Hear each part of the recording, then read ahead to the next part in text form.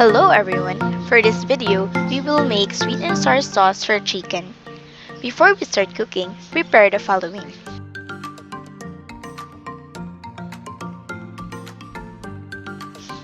In a bowl, mix together the vinegar, sugar, and ketchup.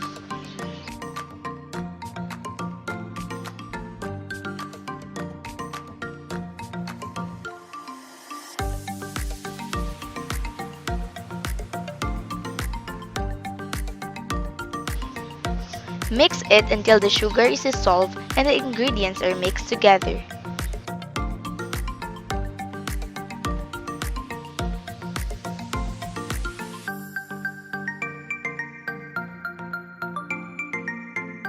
After, pour it in a hot pan.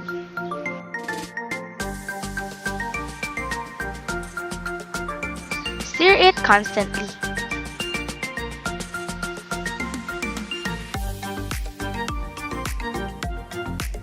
While waiting for it to become sticky, subscribe to my channel for more cooking videos and easy recipes.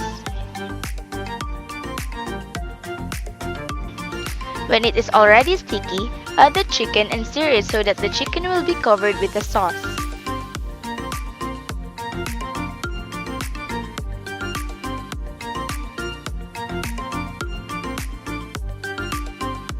This is optional, but you can add some sesame seeds to the chicken.